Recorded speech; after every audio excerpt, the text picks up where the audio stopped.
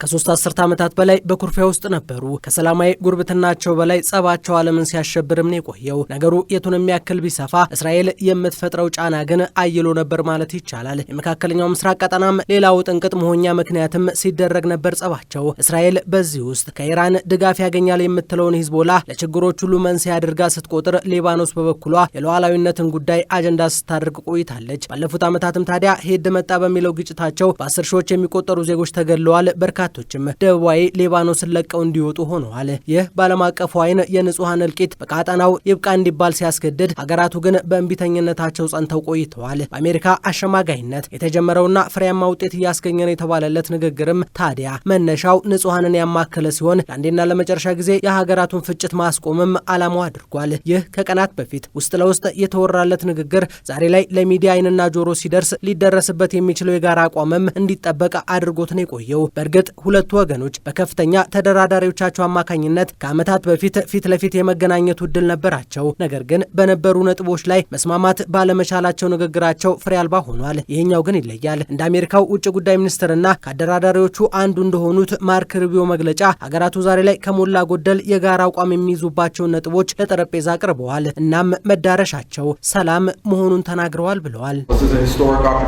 ይህ ታሪካዊ እድል ነው። ላለፉት 10 ዓመታት ይህ እንዲሆን ስንሰራ ቆይተናል። ጉዳዩ ቋሚ የሆነን ሰላም ስለመፍጠር ነው። ሂዝቦላህ ከ2 እና 3 አስርት ዓመታት በላይ ተጽዕኖ ሲፈጥር ቆይቷል። በዚህ ውስጥም ሊባኖሳውያን ገፈት ቀማሽ ሆነው ነው የቆዩት። ኢራን በፈጸመችው በደልም ቀዳሚ ተጎጂ ነበሩ። እናም አሁን ሁሉም መቆም ስላለባቸው ነው እዚህ የተገናኘ ነው። ለዚህ የሚረዳንን አካሄድ በመቀየስም የጋራ ነጥቦች ላይ መስማማት ይኖርብናል። ቀጣይነት ያለው የሊባኖስን ሕዝብ ወደፊት ሊያራምድ የሚችል የጋራ አቋም ላይ መድረስ አለብን። በተመሳሳይ የእስራኤል ዜጎችም ከጥቃት ነጻ ሆነው መኖር ይገባቸው።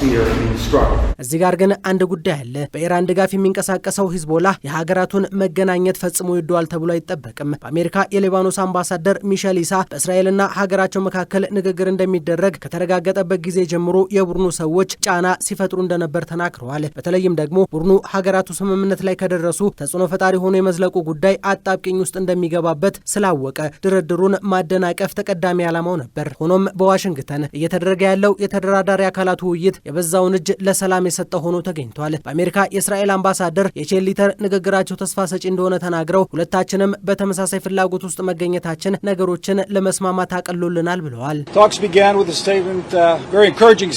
ንግግራችን ተስፋ ሰጪ ነው። ሁለታችንም በተመሳሳይ ፍላጎት ውስጥ እንደነበር ተረድቻለሁ። በኢራን ድጋፍ የቆመው ቡድን ችግር ፈጣሪ ሆኖ እንደነበርም ተግባብተናል። ሊባኖስ በቡድኑ ስትጨቆን፣ እኛ ደግሞ ቀዳሚ ተጎጂ ነበርን። ድንበራችንን ተሻግረው ለሚፈጸሙ የሽብር ጥቃቶች ተጋልጠን ቆይተናል። ዛሬ የጋራ ድንበራችንን የምንጠቀመው ለንግድ ግንኙነትና መዝናናት ብቻ መሆን እንዳለበት ተስማምተናል። የሕዝባችን ደህንነት ጉዳይ ለድርድር መቅረብ የለበትም። ሁለቱም መንግስታት በዚህ ላይ ጠንካራ አቋም አላቸው። የሊባኖስ መንግስት ለሂዝቦላህ እንደማይታዘዝም ቁርጥ ያለ አቋም ላይ ደርሰናል። በቀጣይም በጋራ ሆነን ይህንን ቡድን የምንፋለም ይሆናል።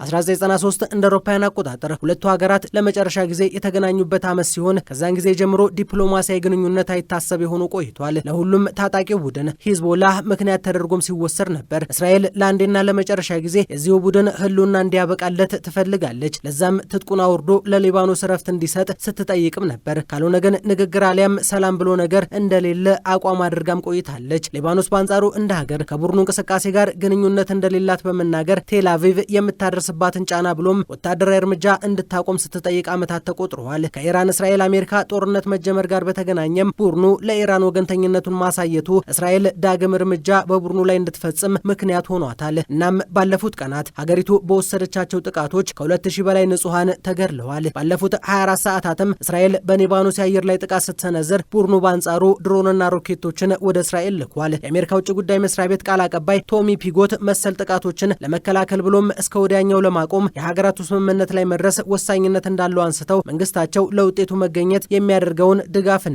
የአደራዳሪነት ሚና እንደሚቀጥልም አረጋግጠዋል። በሊባኖስ በኩል ተደራዳሪ አካላቱ ለንግግር